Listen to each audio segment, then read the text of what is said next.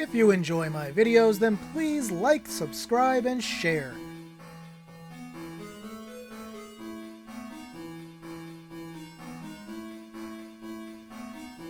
Hey everyone, welcome back to Engelbart. In today's video, we're gonna look at... What the f*** was that? Oh no, a random RPG translation is approaching. Is that Eternal Legend for the Sega Game Gear? In English? Holy sh**. Someone has gone and translated Sega's very first RPG for the Game Gear that was released way back in 1991. Why? Eternal Legend was published in Japan by Sega in 1991 and was developed by Japan Arts Media.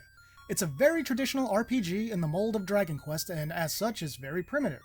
The translation patch was the work of translator the Majin Zenki, hacker Supper, and tester/editor CCCmar. If I said any of those names wrong, just let me know. The patch they released also includes a few quality of life improvements, such as a dash button as well as the ability to turn random battles on and off at will. Oh, and it also comes with a basic walkthrough, which you are totally gonna need.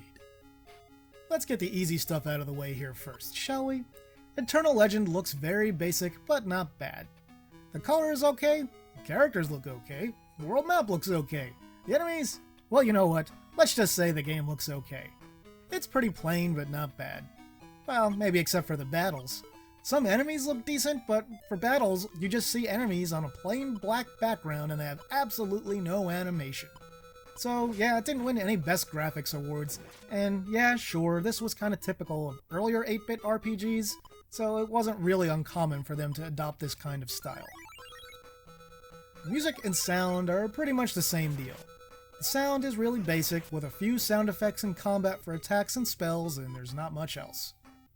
Music runs the entire gamut of quality, ranging from meh to meh.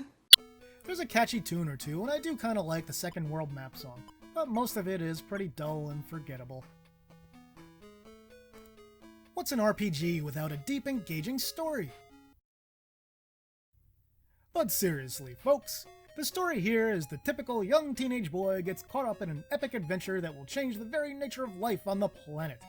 You may have seen this story a time or 10,000 before. The story isn't exactly bad, it's just very primitive and bare bones.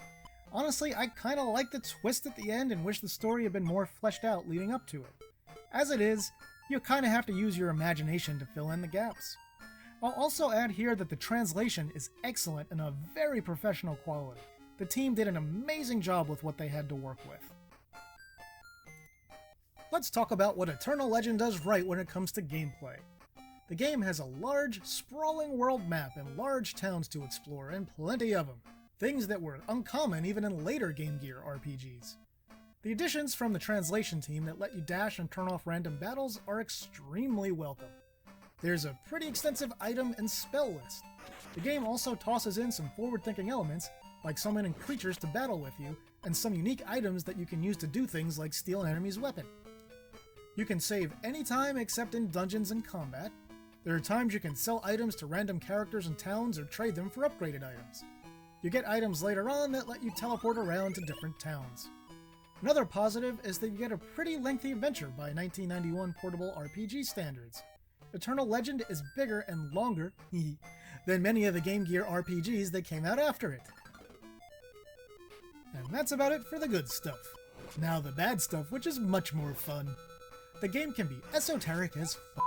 It can be tough to figure out who you have to talk to or what you have to do to advance the plot. If it wasn't for the included walkthrough, I might still be stuck in the very first town. Despite the large map, the whole thing looks very generic and samey, and there's really only a few enemies that are palette swapped like 5 times each. The dialogue window takes up the whole entire screen for some reason, and it uses this super weird bracketing system to tell you what words it wants you to think are important. In other window-related shenanigans, the menu system in this game is pretty terrible. Despite only having a few choices, you have to go back and forth in the menus way too often. This is partly made worse because the game doesn't tell you what items or spells do, or how weapons and armor affect your stats. You can only learn by doing, and then looking again to see what changed afterwards.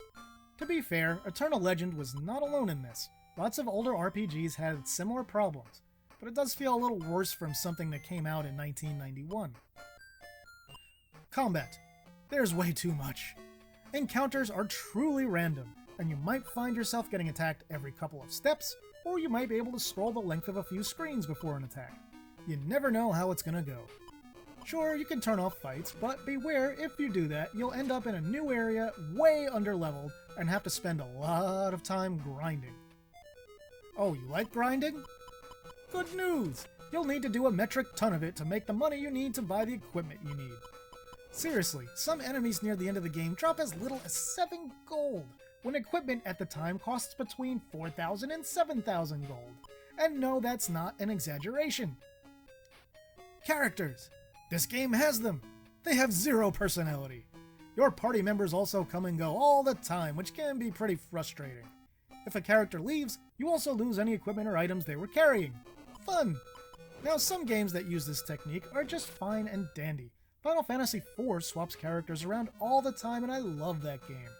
In this game, it's a problem because you have to grind to be able to survive the ridiculously tough battles that you'll get into. Oh yeah, the battles themselves. They kinda suck. They aren't the worst ever in a basic RPG, but the enemies are way overpowered for most of the game. Regular encounters can quickly turn deadly, so make sure to save often. And the bosses? At first they seem ridiculously unfair. Then you'll realize they're actually ridiculously easy, since you can literally put all of them, even the final boss, to sleep or petrify them and then just slowly murder them. Eternal Legend. What do I make of it? Well, I could make a cap, or a brooch, or pterodactyl. It's a super early 8-bit portable RPG with a few interesting ideas where the execution falls a little flat. There's a good game with a good story buried in here, and I imagine if this had come out a few years later on a cartridge with twice the capacity, that it would have been really something.